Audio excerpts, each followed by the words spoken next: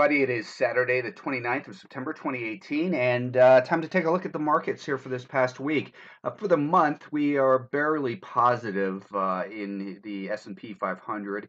Of course, that doesn't include the $1.32 dividend that was paid, so those numbers are actually a little bit better than they look here. But for the week, we lost some ground in pretty much all of the markets, except for the biotechs, and oil had a strong week. Of course, that would mean that energy stocks, XLE, were higher as well. Not of course, but typically. So let's take a look at the numbers here, or the charts rather. The S&P 500, we're still in a clear pattern of higher highs and higher lows.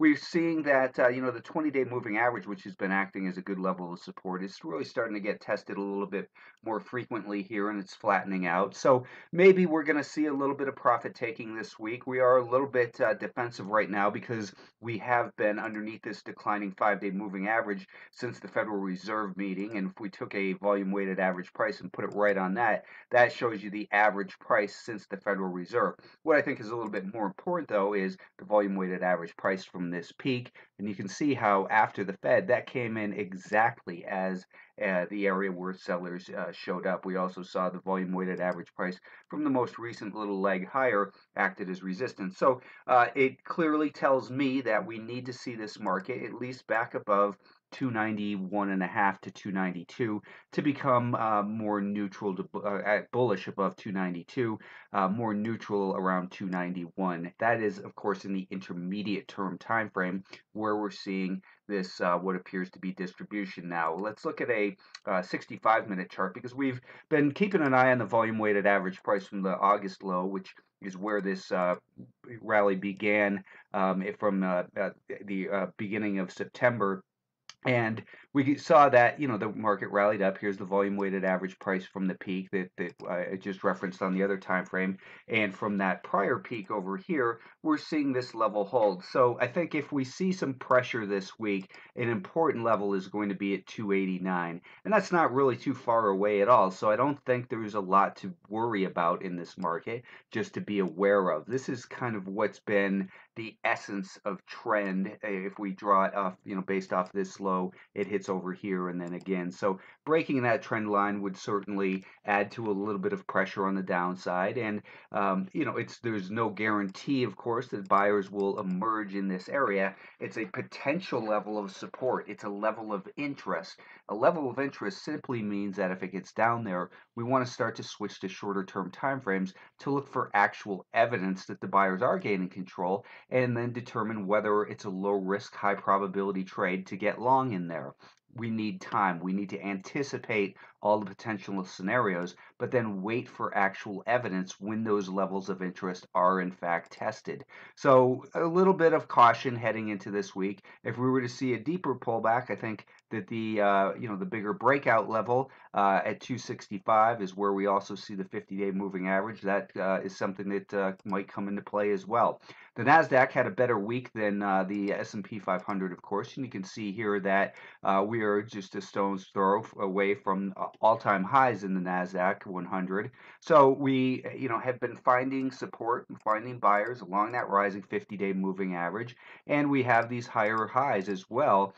Along with those higher lows. Now, some people might say, well, that looks like a flag. That's not what a flag looks like, because there's no real flagpole. But the point is, we're within, a few points of an all-time high in the Nasdaq, and importantly, we are above these key volume weighted average price levels anchored off of the August low.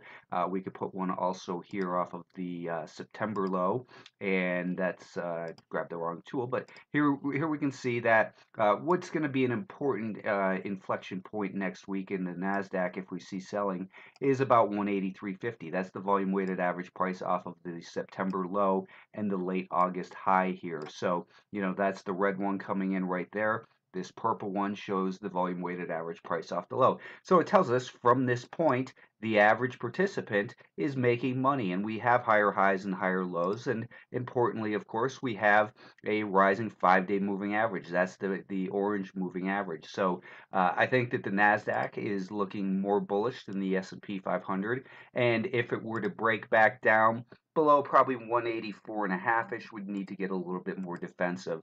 The troublesome market has been this Russell 2000, and again drawing a trend line that represents the essence of trend. We want to take a look at these lows right in here, and you can see that that trend line was tested this week, and we did get a bounce on Friday from that level, so that's a good thing to see. But we're below a declining 20-day moving average, and the 50 is starting to maybe hold as resistance in here as well. So when we blow it up and look at it, we've been in a choppy downtrend for the month of September, really, in the Russell 2000, and you can see exactly what I mean by choppy. Look at the personality of this market; it is just very frustrating, long or short.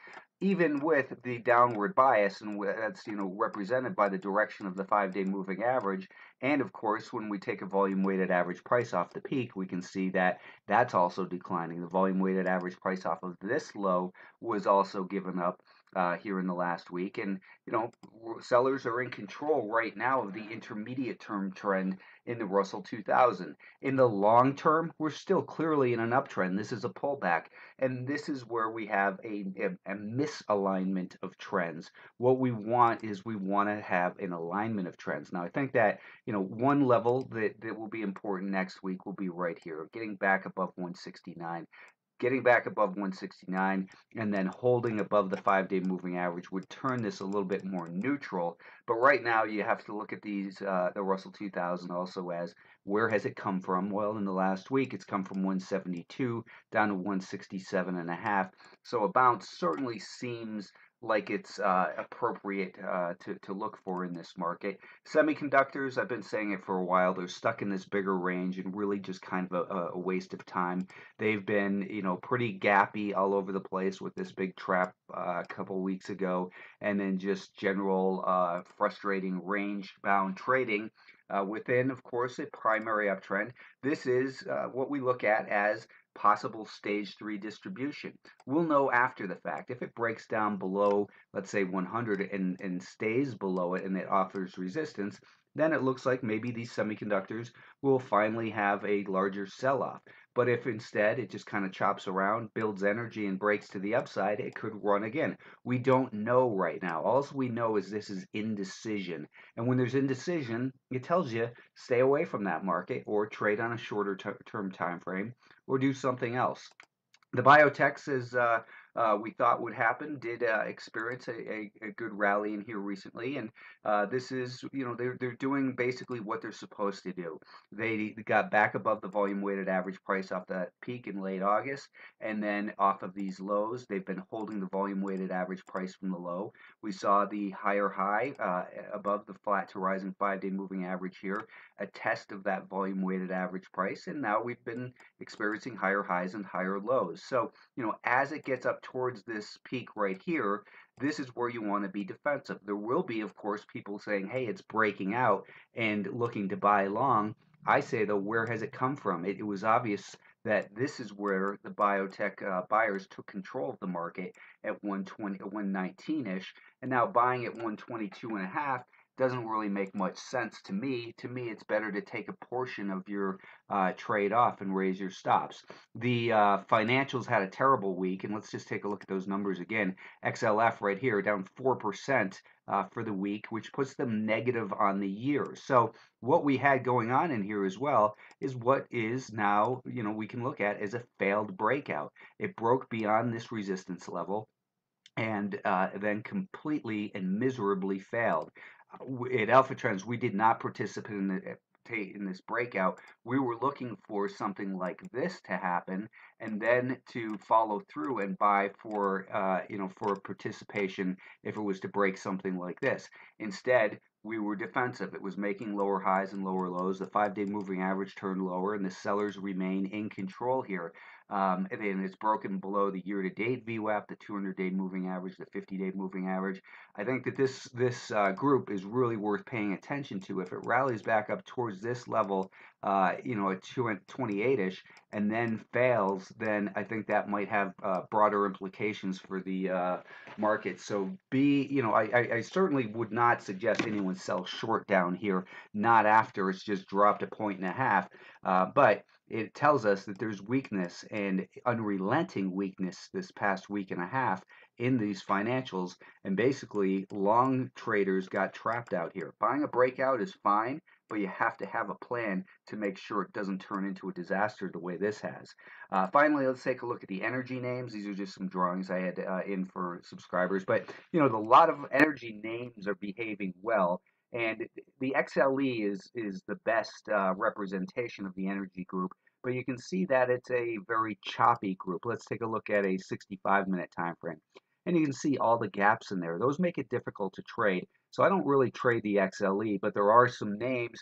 We just got out of a trade actually in NE. We were stopped out 2 days ago, right in here. We got involved at it's right around in this area, and we got stopped out that day.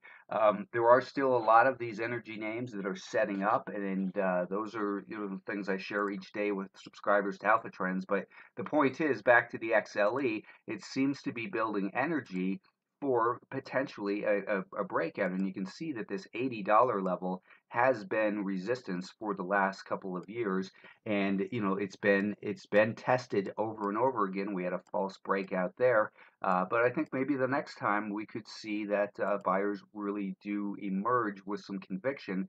We have this low, we have a higher low, another higher low. All these moving averages are heading higher, so it's time to pay closer attention to energy. Hope you had a good week of trading, and I'll talk to you again next week.